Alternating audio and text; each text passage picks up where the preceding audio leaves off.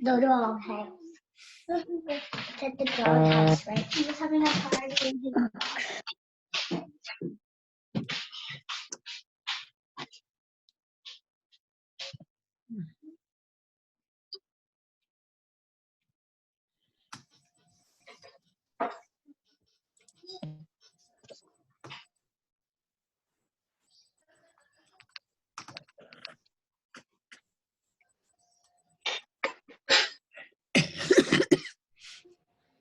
Hi.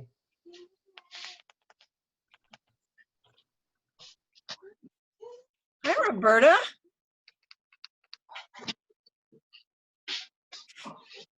Gospel first, then talk about.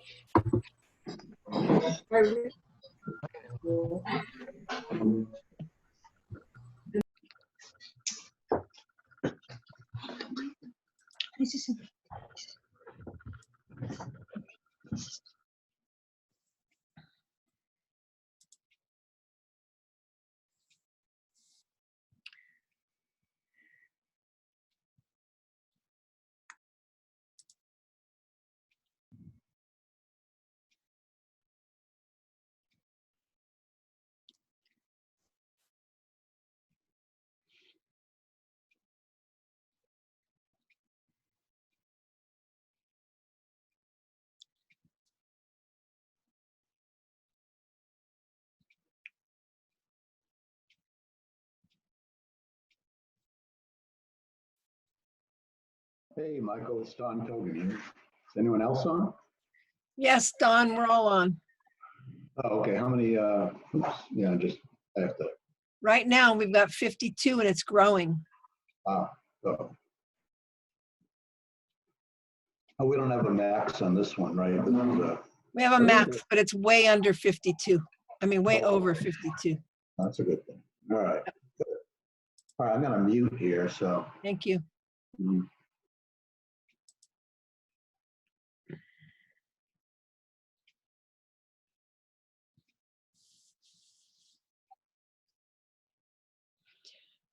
It looks like we have some people coming in later, and I will get started in just a moment.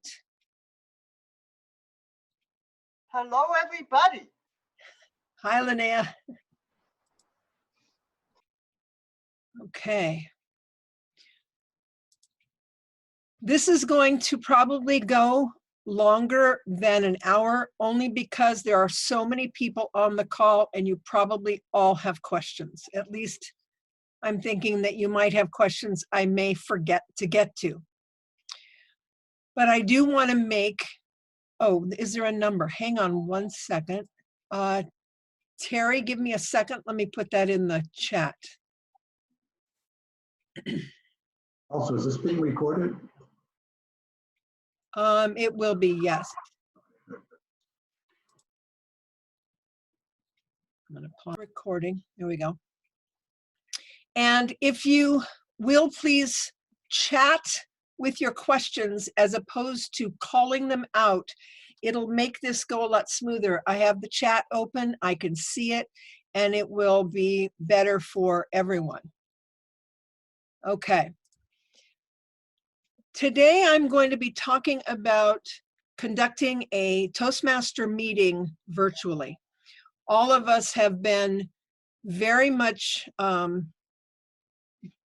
involved in trying to shift to a virtual platform.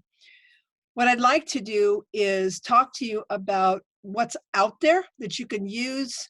There's only a couple of them that I'm really familiar with, and some of them cost money, some of them are free. So here we go. Because most of our Toastmaster meetings are longer than 40 minutes, Zoom is not an option on the free account. In a Zoom call, you only have 40 minutes for Zoom. If you have more than 3 people on your Zoom call, you get cut off after 40 minutes. What some clubs have done, and it's very klutzy, is to have a series of calls, Zoom calls, where everybody disconnects and then reconnects. For me, that is very cumbersome. It's awkward. And if you have guests that join you, that would be even worse. So I did most of my meetings, because I don't have a pro Zoom account for things other than the district. I use free conference call. Now, free conference call has been free, totally free for 18 years. It's not this, it doesn't have exactly the same format as Zoom, because with Zoom, you can join on the web or you can join using the Zoom app, either on your phone or on the computer. And when you do, you can choose to have a video showing, which you would need in a Toastmasters meeting. You wouldn't want it to be just names, because when you're listening to a speaker, you're also watching their face and watching their hand gestures and things like that. You don't want it to be just names. You want video. With free conferencing, you can get video in the same format as Zoom, but you need to use their downloadable app called FCC. Now, FCC is just an app you add to your computer, and then you start your meeting with that. One of the things that I love about free conference is the fact that your ID always stays the same. So I suggest, if you decide to invest in that or check it out, that you use an email address and password that can be shared among your club members, so that anyone can start your club meeting. Now, I did a run through of a club meeting, just wrote it out real quick to make sure I was covering everything and realizing where the changes are going to be inside a club meeting when you move from physical to virtual. And one of those things is the Sergeant at Arms. In my opinion, I believe the Sergeant at Arms should open the meeting, which means my Sergeant at Arms would start the free conference call meeting and manage all the people coming in. In the free conference call or in Zoom, you have the choice to mute everyone or to leave it open so that everybody can be heard. Well, in a Toastmaster meeting, you certainly don't want everybody muted. You want them to be able to talk to one another. You want them to be able to greet one another and say hi, and I just got in, and find out if their audio is working and things like that. Your first couple of meetings probably would be a little clunky, but it goes very well. You'd be surprised. If you can imagine what your first experience was at a Toastmaster meeting and how you felt that, wow, I don't know what I'm doing and what's going on here, it'll be the same for your virtual meeting as well. But beyond that, it's not that different. Today, right now I am looking at the gallery view, and I see all your faces, at least as many as fit on my screen. But if I switch that to where I'm only looking at the person speaking, the only face I'm going to see is mine. And there will be a gallery of, in a strip of all the rest of you. But I'll miss your faces because it'll only show me 5 at a time, and I'll have to scroll back and forth to see you.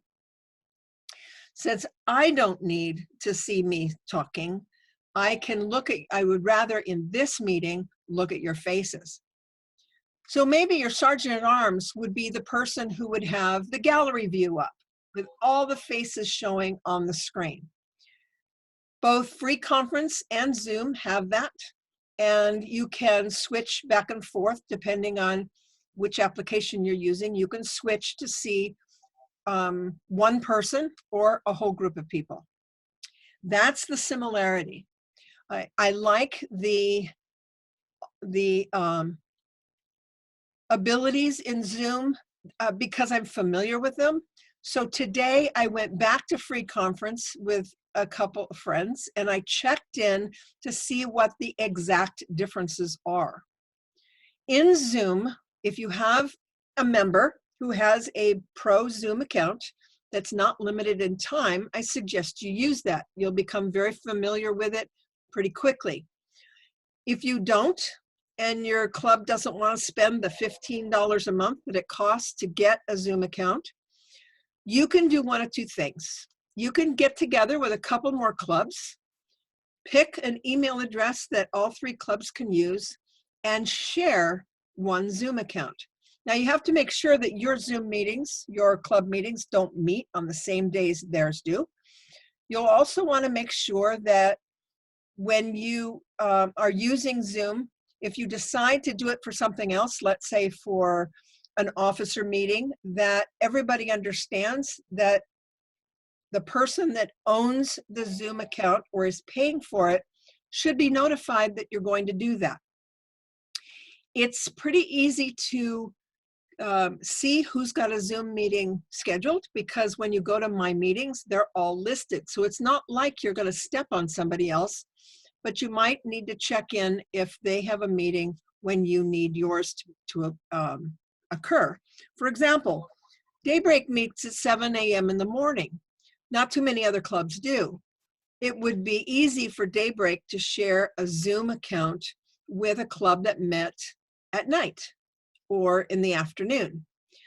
Same goes for yours. If you meet on Tuesdays at 7, you could share yours with somebody who meets on Thursdays at 7, and vice versa. This will minimize the amount of cost that a club has.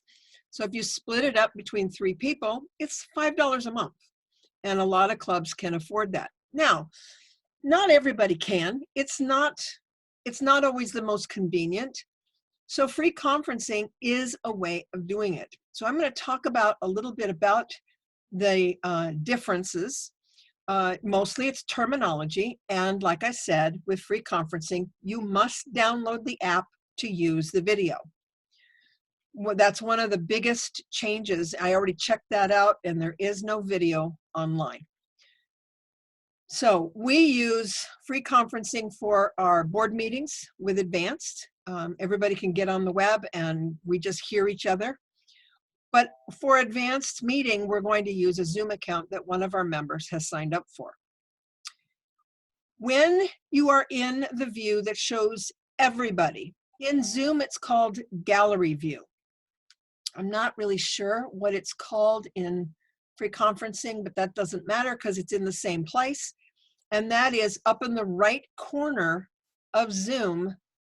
Right now I'm in gallery view, but if I were to go to the upper right corner, I see the words speaker view. Now speaker view gives me a full screen of whoever's speaking. If you did that right now, you would only see my face. But if I unmuted someone and had them start talking, you would see it switch between my face and their face. So that's how you could have your members pay very close attention to a speaker, a table topics person, a table topics respondent, an evaluator. You would change it to speaker view so that their face is primary on the screen. But the host of the Zoom meeting can't do that. The person who's watching needs to do that. So at the very beginning of starting this Zoom or free conferencing, you need to go through those features and make sure everybody understands how to switch and get the person who's talking up on the screen. With my experimentation today, I discovered that free conferencing switches that automatically as a default. Without doing anything, if you just start the meeting, you're in an active speaker view. When the person who starts the meeting is talking, their view is in the center. When the next person begins, there is a slight delay, and then the second speaker's face is showing. That to me is an advantage for a Toastmaster meeting. Just like shaking hands at the lectern, you will be able to hand off the speaker role to the next person. So let's run through a kind of scenario to see if you will all follow, and then I'm going to open it up for questions at this point. Let's say we're in free conferencing and I am the sergeant at arms. I open the meeting, I watch all the people join, I check out who's online, I check out who maybe doesn't have video, and I want to make sure that they can still see me even though they're not showing their face. If I have someone who's speaking and they don't have video, I will need to advise them that they need video for their talk. If they don't have video, then their evaluation would be limited to tonal inflections and content, but there wouldn't be any gestures or facial expressions to judge. It's not a deal breaker for me, but it does change how much feedback that person gets. Same with table topics. If the table topics master comes on and they don't have video, it requires every club member to have really good audio to hear the question, because you won't be able to read their lips. And after being friends with Linnea for so long, I realized we all do that. We all read lips, even if we're not hearing impaired. So when you see someone on the screen, you are actually focusing on their whole face. And sometimes you have a better understanding of what they're saying when you can see their mouth. So that is a challenge, and it would be something you'd have to deal with. At first, I would recommend that your table topics master, your Toastmaster, your general evaluator, your evaluators, and your speakers all have video, just to get started. So you might want to do a test with your group before you start your meeting.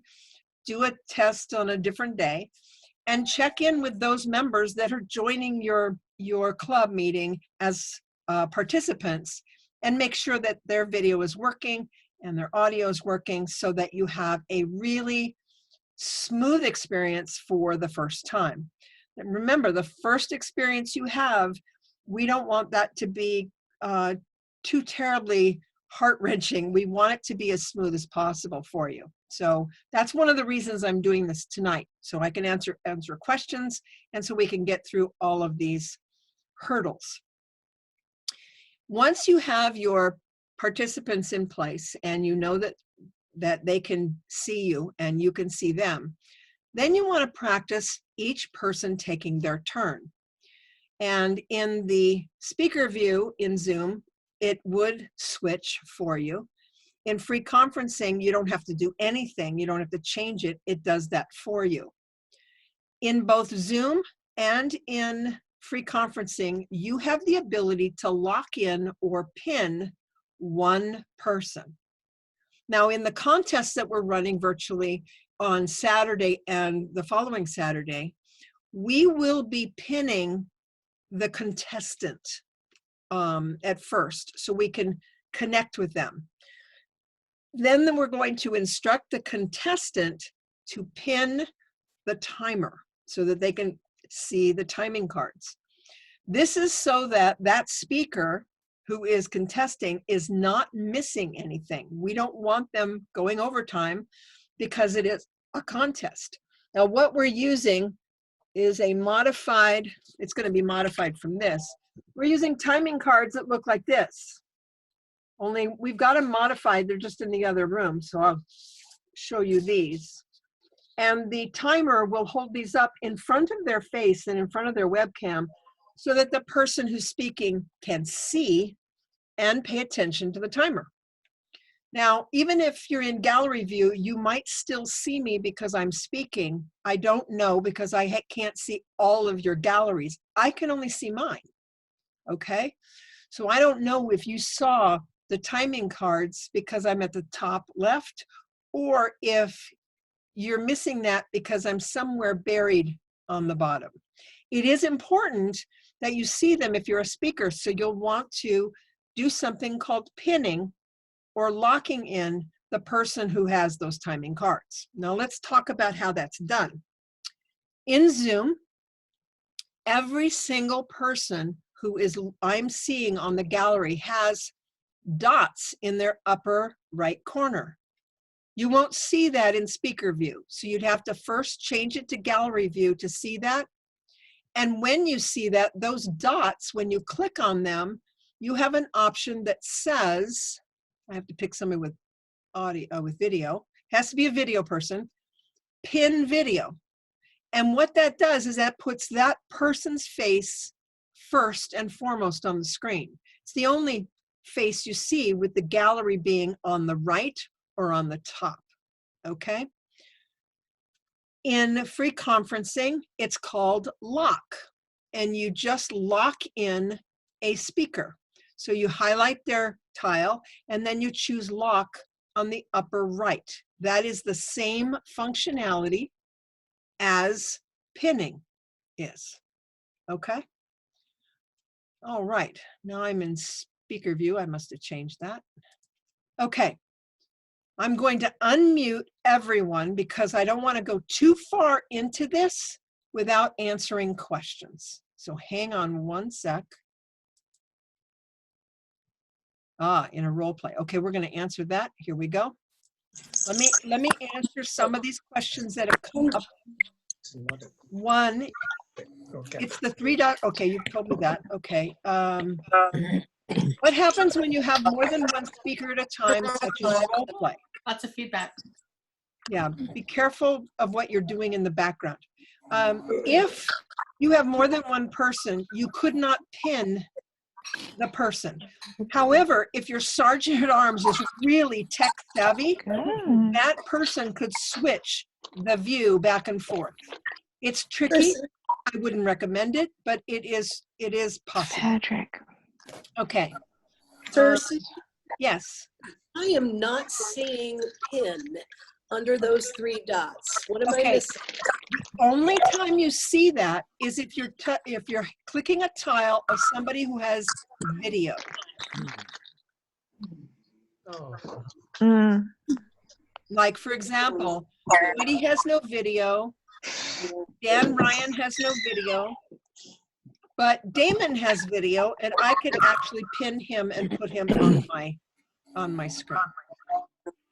Nope, I'm still not getting. Seriously, for some reason, the pin has disappeared. Yes, How's it going, sweetie? Pin has disappeared. Are you in gallery view? Yeah. Yes. I've Well, got this- chat. I'm gonna say this, Settings. it doesn't matter what view you're in, as long as you're hover over someone's picture, those blue dots will appear in the upper right-hand corner. When you click on it, you'll see it says chat. For some reason right now, seriously, it just says chat. I actually lost my pin ability. I'm not finding this. Okay, Shauna. Shauna, do you have the thumbnails? I have thumbnails. I'm only able to see 9 on the screen. Can I make it smaller? Okay, but Shauna, do you have video running? I do. Okay. Right here. Okay. Yes, I have video running as well, and I see the 3 dots. I click on the 3 dots, and the only option is chat. And that's what I meant, that Oh, option they're of little hitting the videos green. disappeared. The only option is chat? That is Yes. correct. Correct. Is that true for everybody? Yes. Yes. Yes. Correct. Here, the pin was up when you were talking about it, but something changed, and now you go to the 3 dots, and it's not an option. I agree. Something changed. Something changed. Yes, when you first asked us to look at the 3 dots, I dropped down and I saw pin whatever. Okay, I'm I'm going to do something, because the one thing that I did was unmute everybody. I'm going to mute you all and see if the dots come back. Okay, now I'm the only one that you can hear. You can't hear anybody else. But if you can see the dots, chat with me and tell me that it says pin. Mine does not. Marcia. Did not make a difference. No difference. Wow. Okay. I actually don't know what happened then. Let me see what happened here. We have 85 people on the call. I think it's a display. When we had all the pictures in the middle of the screen and your picture, the speaker, was the same size as the others, we could see pin. Now that your picture takes most of the screen and I can see the other attendees as a banner on the top, then we Yes. only have one option. So it's a Yes. configuration. Mine still does not show in gallery. Oh, using gallery. Okay, so that's not an, okay. I never saw anybody's face any bigger than any other. They're always in gallery view. And when I have three dots, but the three dots. Oh, Pin now video is it back. says pin video. I put it for back in screen. gallery. Let's see what happens. Now it says I can pin. Now I see it. Yeah, now I can Now see you it. see it. Okay, I just tried somebody else's randomly, and when I hit it, it says chat, and then it says pin video, Yes. but mine does not. Okay, I just figured it out, I think. The Okay. person who's speaking, you can pin them. As soon as they stop speaking and somebody else's audio comes through, pin disappears. Aha. There we go. Very good, Lola. Very, very good. But wait, If I may, if I may. Hang on. I looked at Paul Reyes in the gallery view, and I clicked his three dots, and he has pin video. I did mine again, and I don't have pin video. Now they all have it again. I don't think If you I can may. pin yourself. If I may, Yes. Yep, I got it back. I'm going to say for some reason it came back, but let's answer this point that somebody says don't pin. Well, again, that's going to be up to the speaker. Since we're talking about a Toastmasters meeting, Right. right? The speaker, who's ever doing their 5 to 7 minute presentation, I would highly recommend to pin 1 or 2 videos, either of yourself or of the timer. Why? Because if you have these little thumbnails, these little gallery views, it's kind of hard. So again, totally up to the speaker. This is what we did yesterday during our virtual meeting. The speaker had the option, even the table topics person, you have the option to pin your video so you could see yourself, or better yet, my recommendation is to pin the timer. Why? So you could see in speaker view, you can see the cards nice and big. Right. So it's totally up to you. So I'm going to say this, it was just a momentary glitch, but pin either in gallery view or speaker view. And again, it's up to the speaker as well as the Toastmaster and all that, whoever you want to pin. But again, when it comes to being a speaker, it's your choice which video you would like to see pinned as the dominant video in speaker view. Yeah. Now, there Makes also sense. may be something I else. don't. I'm not getting it. I'm not getting anything that lets me pin anything. Okay, there may be something that you have going on in your computer that is causing this. Yeah.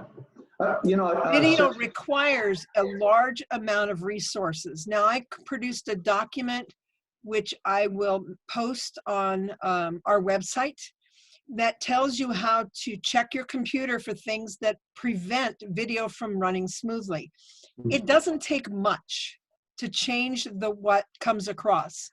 And since it went away and came back without us doing anything, it could be a resource problem.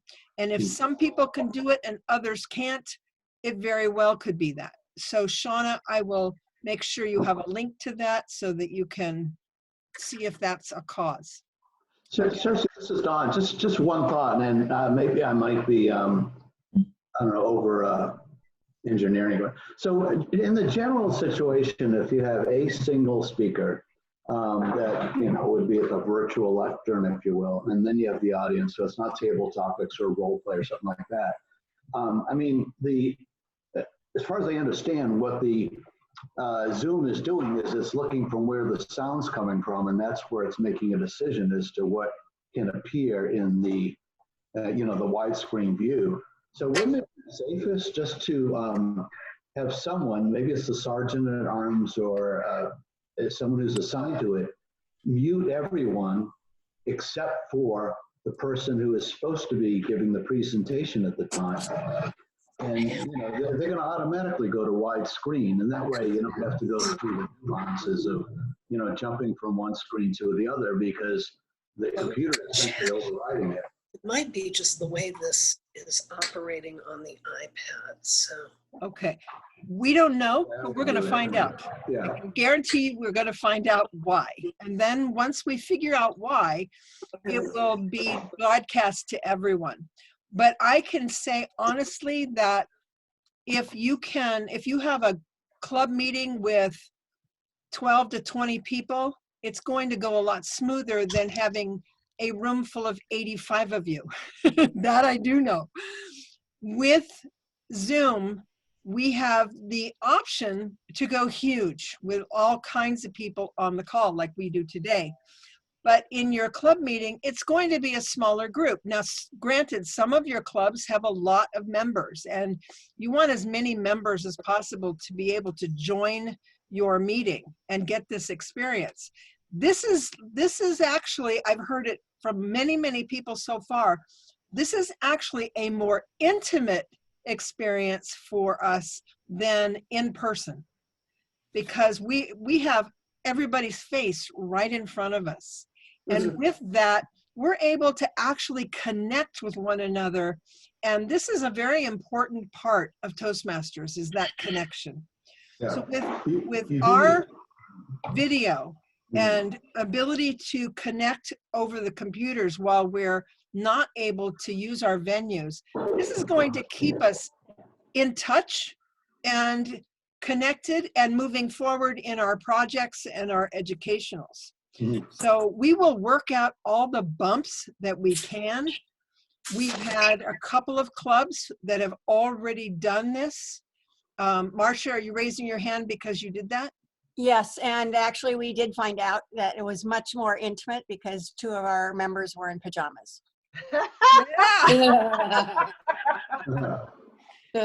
So, but it went very well, very, very well. I know for a fact some of the conference calls that I've had in the last several days, I wanted to make sure that people were not embarrassed. So I combed my hair and and made sure I didn't wear pajamas. But I know that that's true, that people do join these conference calls and turn off their video because they're not dressed. But it's a very, very good thing to be able to connect this way. Remember, these Toastmaster meetings are also preparing us for the contests that we're going to be having over the next several weeks. So you have opportunities to see how you sound, to see how you look in front of your camera at your house.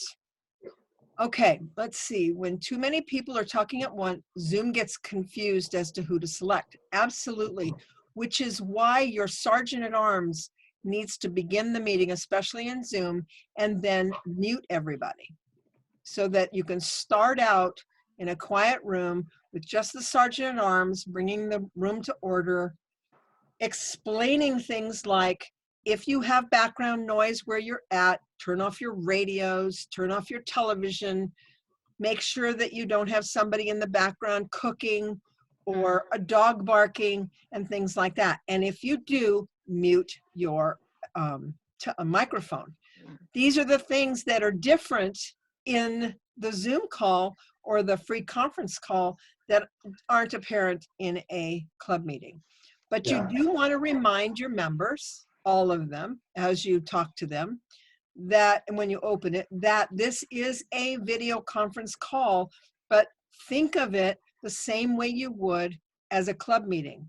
You wouldn't bring your dog, you wouldn't turn on your radio, you wouldn't turn on your television, even though that's something you do at home. You would not do that if you showed up at a meeting. So joining a conference call is just like coming to a meeting. You want to make sure you're thinking along those same lines. Yeah, sir. So the only thing I'd add is just, and would not understate at all how important that mute is, because it's a lot better for somebody who, you know, maybe is going to take a turn speaking to have their mute button on and have the Toastmaster say, hey, you know, Susan, turn off your mute, than it is to have somebody not have their mute on. They don't realize it. You know, somebody walks into their room, it can be very disruptive. So I think anybody who's sitting should always be aware, have a good reason for having that mute off, but otherwise make sure it's on. It's really, really important. And it gets more important the larger the number of people you have, because trying to figure out who doesn't have their mute on and has background noise, you know, you can spend a lot of headache doing that. Yeah, we did make a decision, or at least I made a decision. Dan Ryan, I believe you're on this call tonight. He asked a question, and Sarah Khan asked the same question when we were doing the contestant training. And that was, if you're giving a humorous speech, how are we going to know people are laughing if they're all muted? So I thought about it long and hard, and I decided that I am going to have the contest master at the beginning of the contest remind people that they're in a contest meeting, just like they would be in a Toastmaster meeting, and that if they're not going to be audibly laughing or clapping or something, that they need to mute. But otherwise, leave the microphone open so the speakers can hear the response from the audience. Because in the virtual environment, we still want the speakers to get that feedback from the audience. So that change has been made for us, for you guys, for the conference, for the contest. It's going to be a little tricky in that if somebody walks away from their video and leaves their microphone and something happens and a bunch of noise happens, the sergeant at arms is, or the tech chair is going to have to figure out who that is and mute them manually so that that stops. Okay, it will be a little bit of a glitch, but you know, it happens. We'll just have to deal with it. That's a good choice. I'm glad you like it. I wanted to have, when I heard the question, I wanted to have a good answer. My immediate answer was, it needs to be quiet. My answer after the meeting was completely different because I realized how interactive a contest is, and we do need that. Even in the international, you need the clapping. One of the ballot, for the judges, one of the ballot segments is, how did the audience react? Did the audience react to the talk? So if somebody's giving an international speech that is very impactful, wow, we want to know if the audience got it. Because if they didn't get it, maybe that speaker didn't transmit that. So that was another very good reason for putting that in. Anybody else have any questions? Okay, so the sergeant at arms is the biggest role change. So you want to pick someone who really is savvy about starting your Zoom call. You want to go over that with them and make sure they've got a real clear idea of when that call gets started. It should start a few minutes, just like your meeting does, a few minutes before your meeting begins. Make sure that your other participants are all together on the same page and they know how the agenda is going to go, who's next. In Daybreak, we have something called waiting in the wings. We want to make sure your participants in your club meetings are waiting in the wings and they know that they're up next. So having your agenda sent out to all your team members and to all of your club members is really, really important. I know at one point there was a club in Valencia that had a whiteboard for their agenda. They will have to shift to something electronic that everybody can receive so everybody has an opportunity to know what's up next. The audio in a Toastmaster meeting is absolutely critical. So if you are in a meeting and the audio goes haywire for somebody, let's say it's the Toastmaster, and you can no longer understand what is being said, again, your sergeant at arms will need to notify the person talking that something's wrong. Now, what I have for the contest is every contest is going to have somebody called a tech chair. The tech chair is somebody who manages the call but does not participate in any other role and has a card that they will hold up that tells the speaker to stop or tells the contest master to stop, and then has other cards that says things like bad audio, no video, bad video. Because if in a talk, let's say for example in a meeting, you've got a speaker up, they're delivering a speech, but you can't understand them because they're breaking up or their audio is so bad that you're only hearing every other word. That speaker needs to step down and you need to move on to the next speaker and do something, because it means that their computer, their internet, their connection to you is not good enough to be in that role right then. So that's important. So let's say that happened to the Toastmaster. You're going to want somebody else to step in as Toastmaster so that person can step down and your meeting can continue. This is especially important if you get somebody that joins as a visitor. Now, I want to talk a little bit about that for just a moment, because some of us believe that now that we're virtual, we can't have any visitors. Well, nothing is further from the truth. We have many, many people who might be reaching out to an organization like Toastmasters because they're now at home and separated from coworkers, interaction from people that are safe and friendly. And maybe this is a time when they're going to step back and learn something new. Toastmasters is a great opportunity right now to introduce people through this virtual method that there is something that they can do while they're off work, while they're away from their cube, or while they're otherwise changing things. It's certainly a lot easier for people who cannot join a club because of work to join one that they can immediately start from their workplace before they leave for home. Or they can get to work early, start the Zoom call, and join a club meeting that meets in the morning and do all that before they start their day. It is an advantage that we have now because the technology is available to all of us for that. So when you choose to broadcast the fact that you're going virtual, I suggest that you use, if you can, you have this in your club group, start an event on Facebook and tell the world that in the Facebook arena that you are having a virtual Toastmaster meeting. You put your Zoom link in there. You make sure most Zoom accounts allow up to 100 participants. And you make sure that at the beginning of every Toastmaster meeting, that if there are guests, what this format is, that we are doing this now because we're all keeping away from community venues. As soon as the venues open up, we'll go back to a physical area, and that will be put back on our website as to where that location is. But tell them where you're coming from. I was watching a meeting online last night to get a feel for what other clubs were doing, and I got the impression that this was a Midwest group, mostly because of the way they spoke, how they conducted themselves.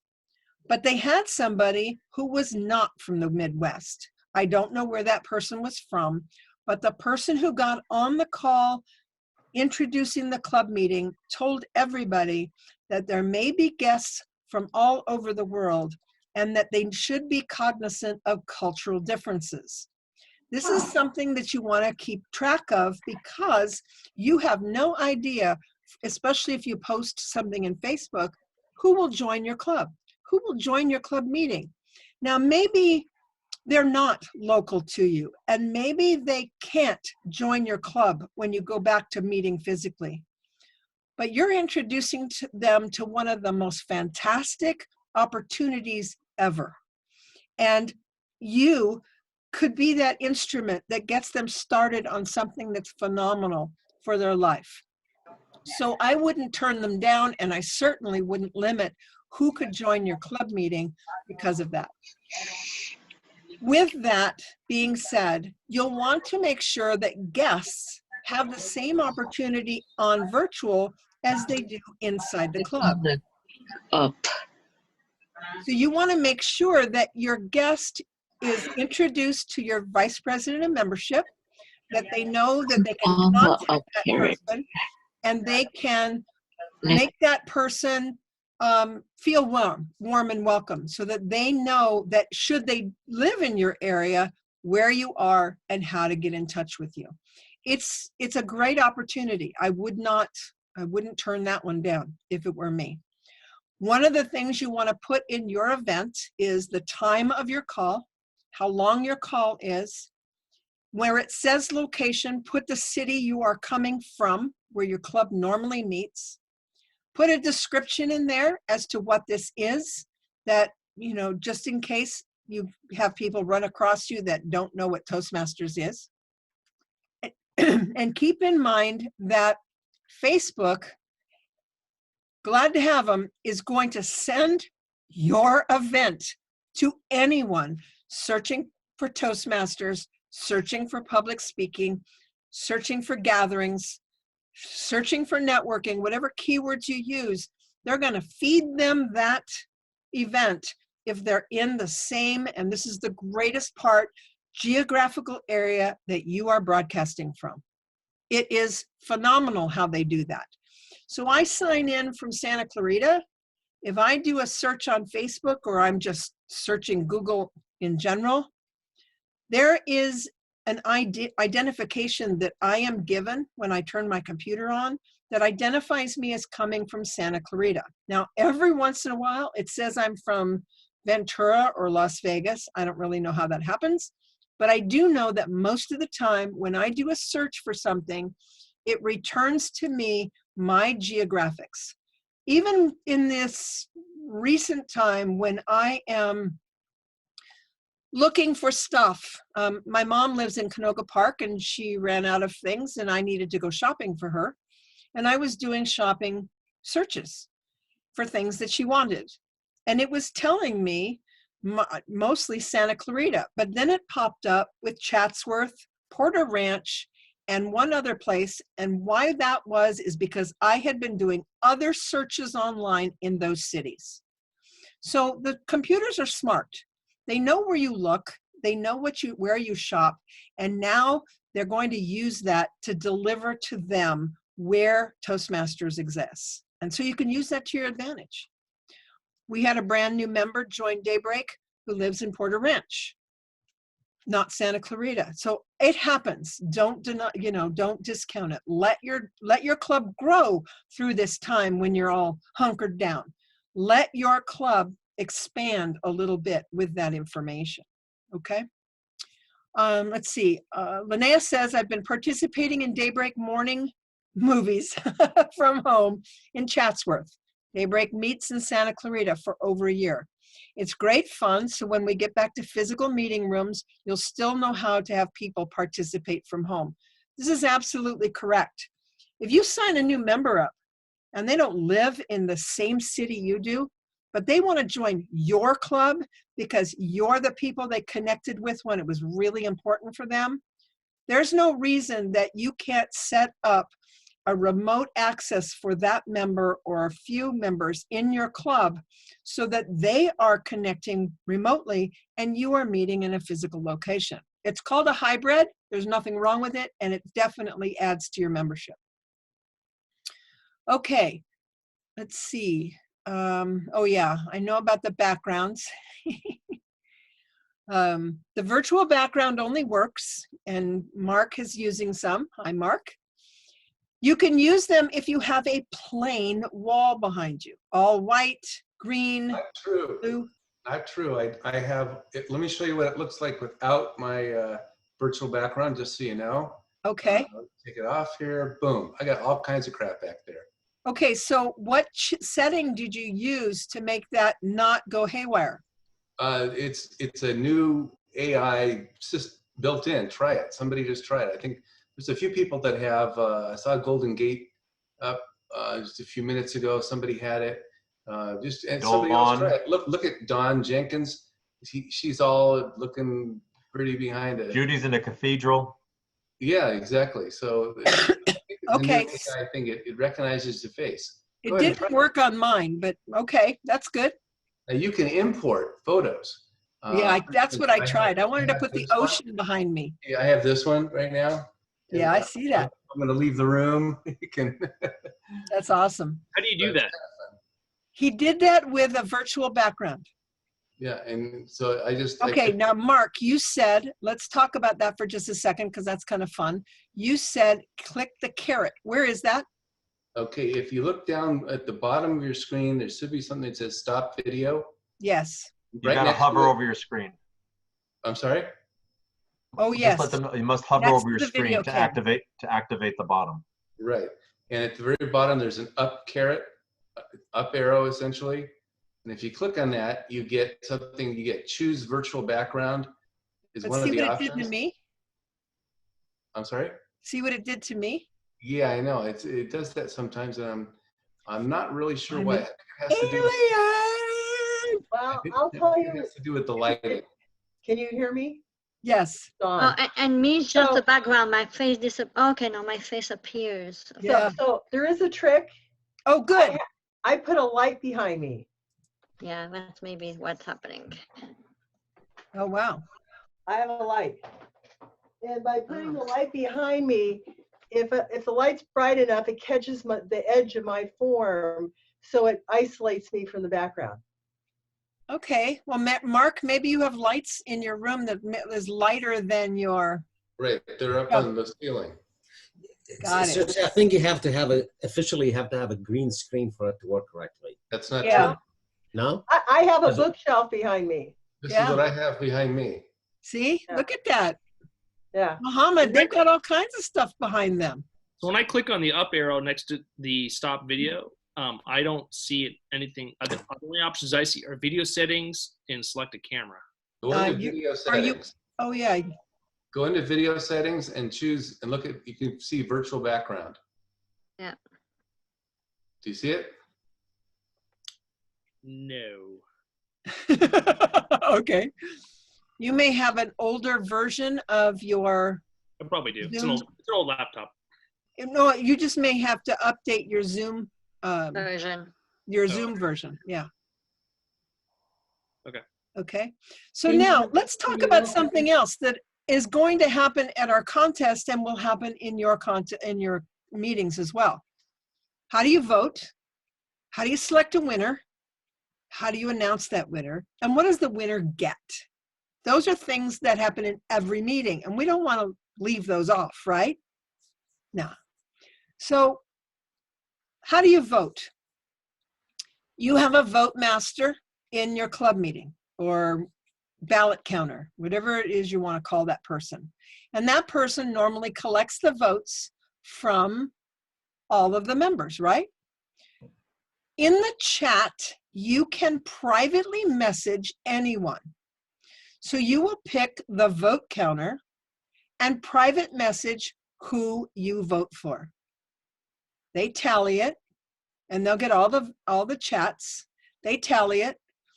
They add it up. They pick the winner. Now in Daybreak, we allow the vote master to announce the winner, and therefore that person gets the award.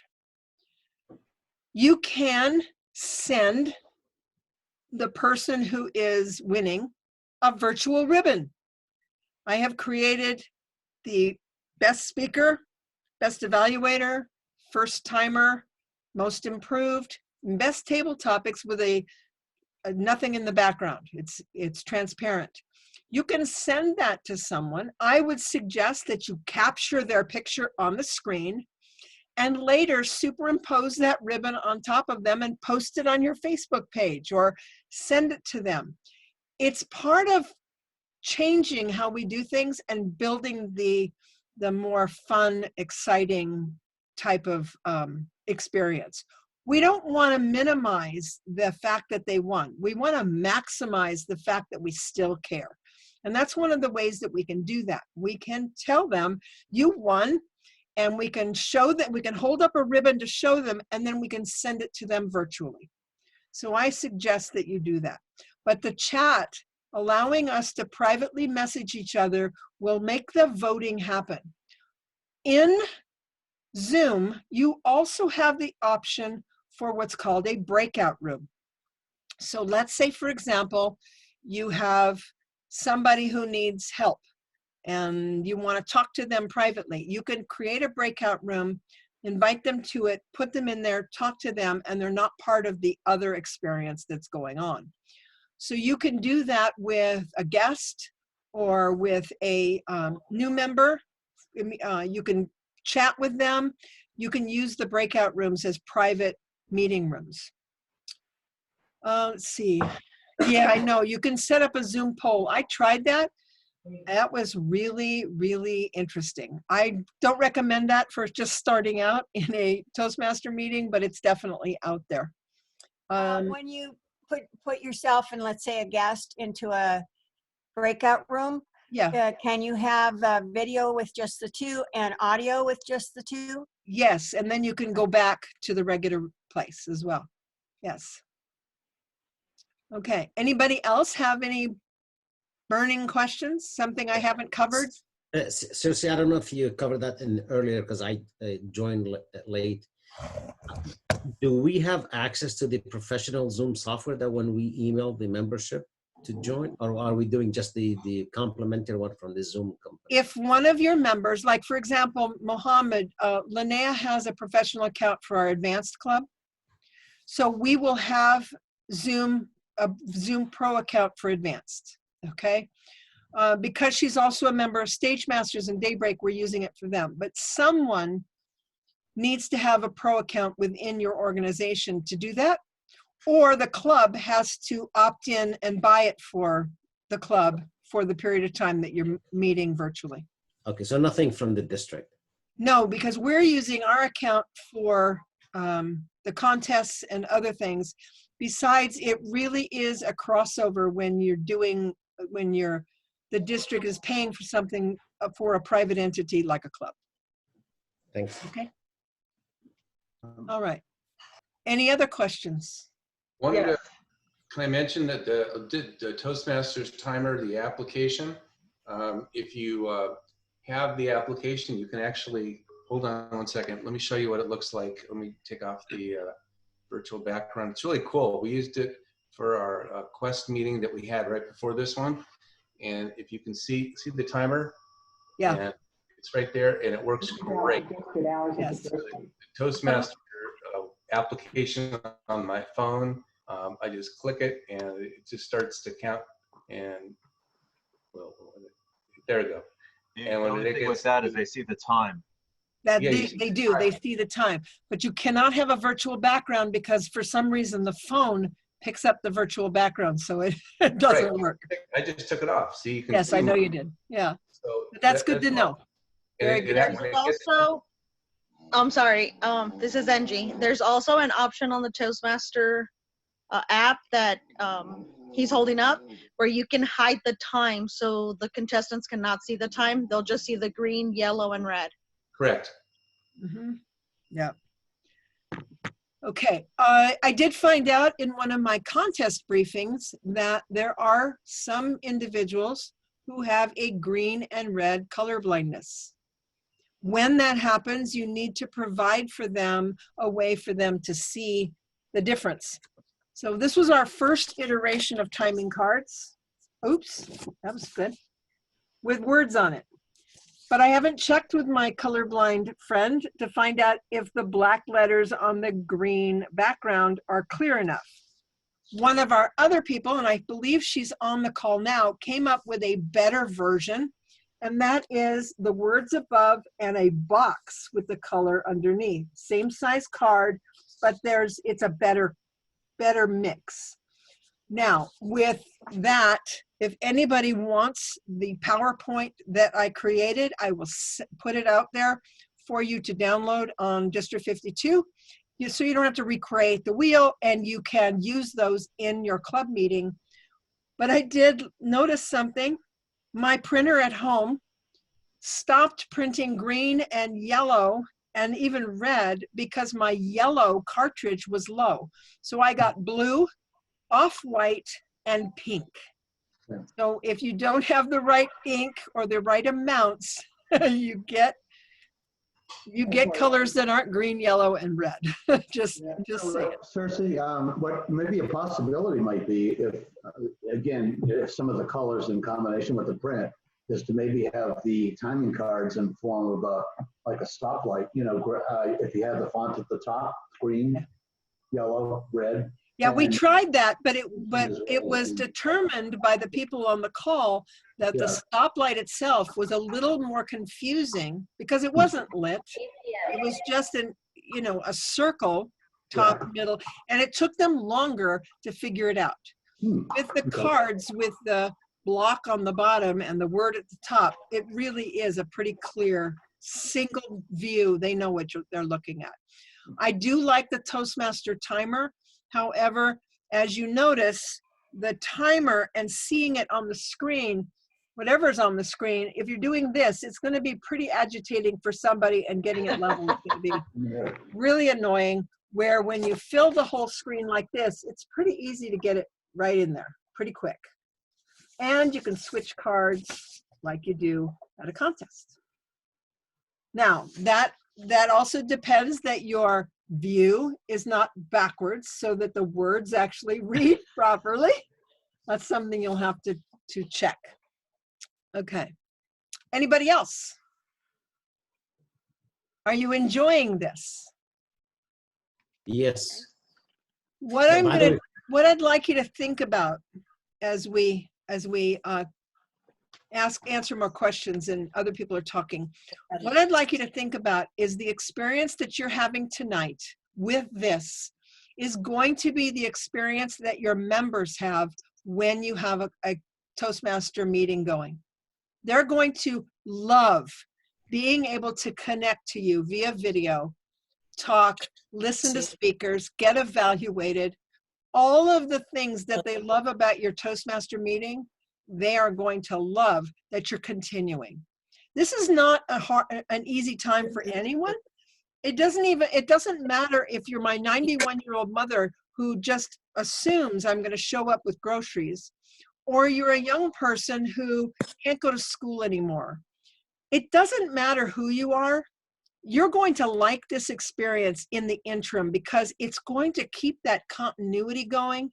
You're going to be able to see familiar faces, perhaps share in a table topics or in a speech what's going on for you. And it keeps you connected, and it's in connection that we stay happy and, you know, in a good place. And that's just my opinion, but, you know, it counts. This is Holly. Hi, Holly. Hi, Cersei. How you doing? I am with Shauna. Actually, she came over. We had dinner together. Hi. Awesome. My question is, yes, I would like to join other clubs in all sharing the cost of the Zoom Pro. Mm-hmm. What's the best way to get that going? How do we, like, is there a site we can go to? Is there district helping, providing some sort of coordination effort for us? We're not providing any coordination because I wouldn't have any way of knowing how to make 105 clubs connect. Sure you do. But if I were to put something out, it would be put a post up on District 52. I am with Mindful Communicators. We meet on this day. Is there any club that meets on an alternate day that wants to share a Zoom account? Real easy. Okay. Okay. That's the best place to do it. All right. But you want to tell them when you meet. Sure.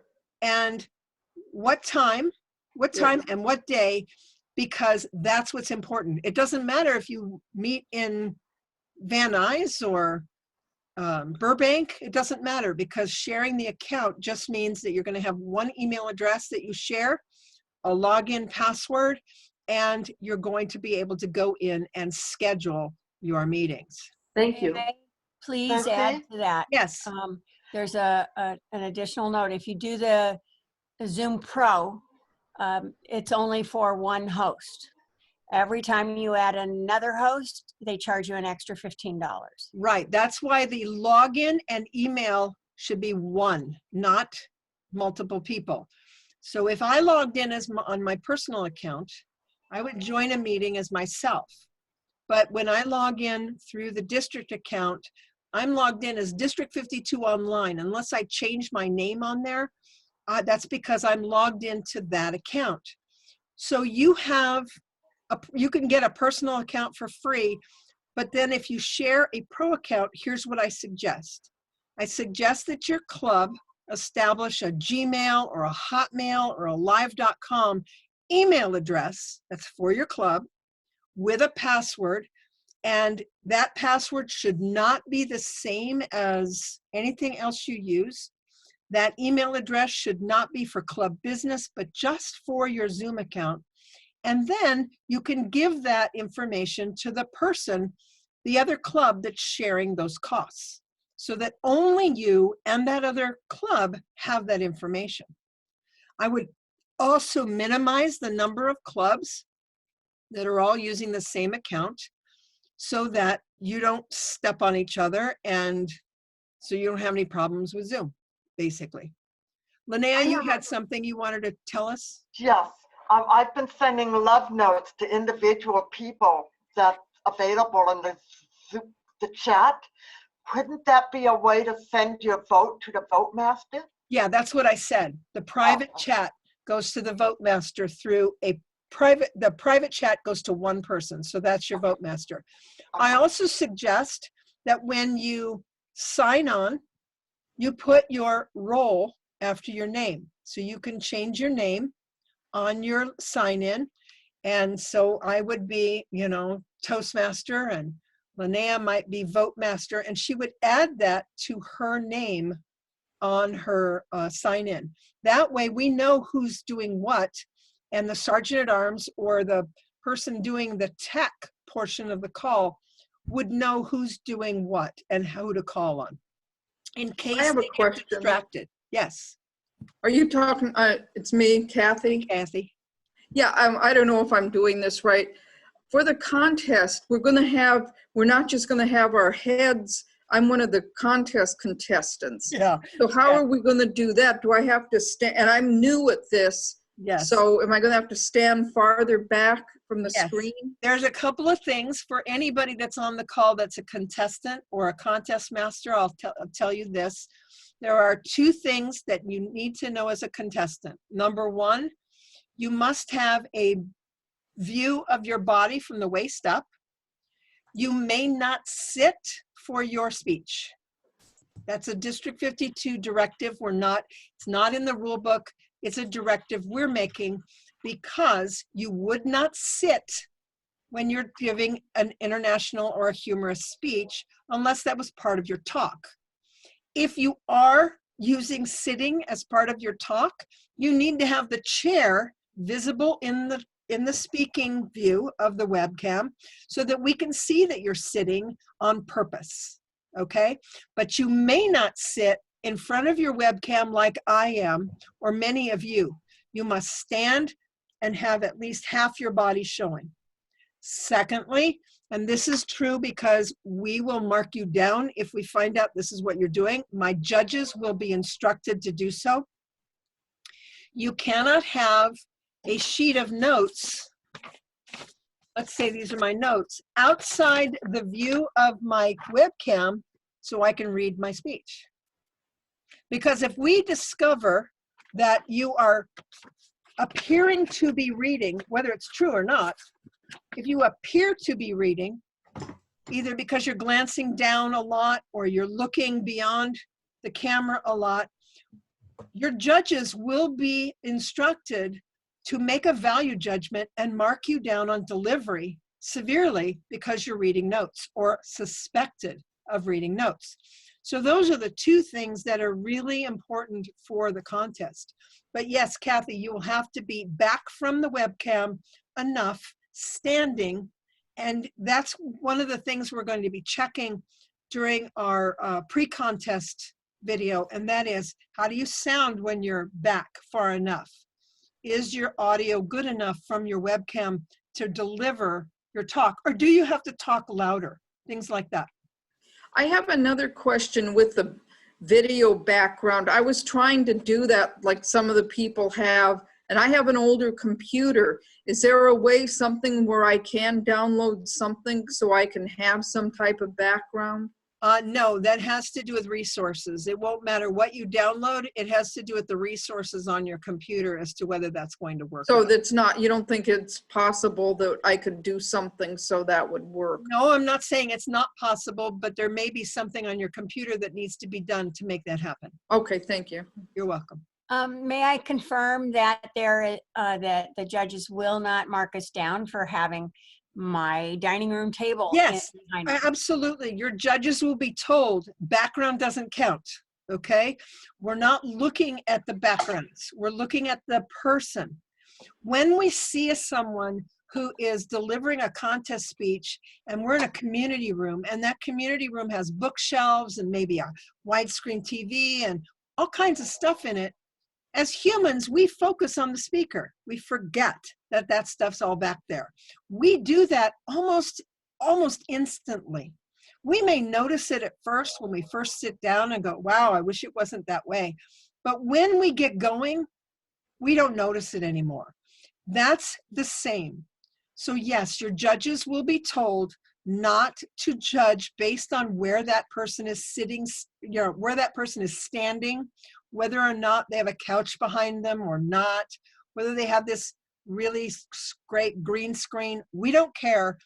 I would not suggest that you put up any virtual backgrounds unless it's really plain, because if anything happens, like it did when I did mine and it looks like alien, that's going to ruin your presentation inside the contest. Okay? Circe, what do you recommend for meetings? Should the people, the speakers, the Toastmaster, should anybody be standing or sitting? What do you recommend for the Oh, I recommend that you sit in front of your webcam because you only really need to see each other's face. Now, when you're giving a speech, it would be better if you stood. Okay, that makes sense. Yeah. Yeah, Maurice is suggesting that we don't do virtual background. I am of the same mindset. Too many things can go wrong with that kind of virtual reality. I'm not sure that is possible. Okay, Janet, you have a Chromebook. What do you mean it doesn't have that option? It doesn't have what option? The option to get the virtual background, but then again, you're saying that it's not absolutely critical. In fact, it's not even encouraged. I wouldn't encourage it, no. I would Gotcha. not encourage it, yeah. Okay, thanks. Okay, I have a question. And I'm going to tell the contestants that as well. Yes. Yes, my question is that would you suggest using a microphone for better audio? Because yes, if you have that option, yes. However, I was watching an online meeting and I noticed somebody had a headset with a microphone in front of them. And at at the very first, I went, oh, there's a person with a headset. Within seconds, I stopped noticing that that was a headset. So I know that it doesn't really matter if you need a headset that's wired to your laptop or to your computer so that your audio is crystal clear. That's great. You can use Bluetooth microphones, headsets and microphones. Yes, they work great. If you, every single time you introduce technology, whether it's Bluetooth or radio frequency or anything, you are introducing an opportunity for it to fail. Just saying. Are you suggesting using a headset during a contestant speech? Yes, because the audio will be crystal clear. If you are a contestant and you are or giving a speech in a Toastmasters meeting and you have a headset on with a microphone and it's connected to your computer, the audio is crystal clear, even if you stand the full length of the wire to that headset back from your computer. I have an actual extension for my audio, and I can stand all the way back into the other room with my headset on and still be heard crystal clear. So yes, it is but possible. That's not true for the contest, the international contest, right? There's rules against. Yeah, that. I was going to ask, what about at the conference, you know, that final district contest, are there rules against that in the video? There's going to be a whole lot of rules that we have to comply with to submit our region semifinals to international. And does that working that out in my head right now? We have a videographer who is on hold right now for our video conferencing. If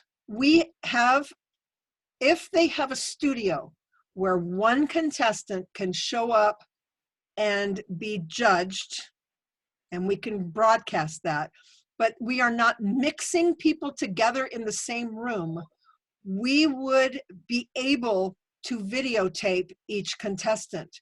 But remember, they have to be judged, okay? They won't have the audience because we can't add that into the mix, but we could broadcast that via virtual. The person would be in one room and each contestant would show up to be judged where that videographer is. I haven't worked out the details to that. We have to see if that's even a restriction or a requirement in this in our environment now. We basically are waiting, but while we're waiting, I'm trying to figure out if there's any options we have that I can deal with so I can start to prepare. This whole change of video conferencing, I have spent many, many hours talking to people, sharing, just like today, getting ideas from people, not just from my head, but from others who have experienced things and changing my ideas on how it can be. It's still growing and changing. It's still going to grow and change all the way up to the conference. But all of this, just so you know, all of this will depend on Toastmasters International and what they do with the rules for that video submission. Okay? So Yeah, and for, one more suggestion for I a have. club meeting, do you then suggest that just as in a contest, the speaker back up from the camera so that the speaker can be seen just as in a contest, at least from the waist up, preferably even lower, that the lighting be such that you can see their faces. Kathy, the problem that I see with your picture right now is the lighting is coming from behind you, so you can't see your face. So if you were speaking, you'd have to move the light around Right. so that we can actually see you. Right. And so the question to you, Circe, is in a club meeting, still the speaker should be visible and should not be sitting, should be standing, even though all the other members and the functionaries and so Sure. on can't be sitting. I totally agree with that. Absolutely, totally agree with that. But in light of the getting started and getting off the ground, in every club, do what you think is best for your club group. You can always flex. You can always change your mind, just like I have for all these different calls I've been on. Don't be so rigid that you have to set rules about your meeting. Try and listen to the members, try and listen to the participants, see what works, and flex. But yes, if I were delivering a speech, I would definitely want to be standing and have you watch me, because when I talk, I have a tendency to move. And a lot of you you're not stiff and rigid, so you wouldn't necessarily want to be sitting to deliver your speech. So yes, that is true. But I wouldn't want at any point to tell you from me, you must do this. It's your club. Do what works. Do what works best. Pick the place that works comfortably for the maximum amount of people. And especially for somebody doing their icebreaker.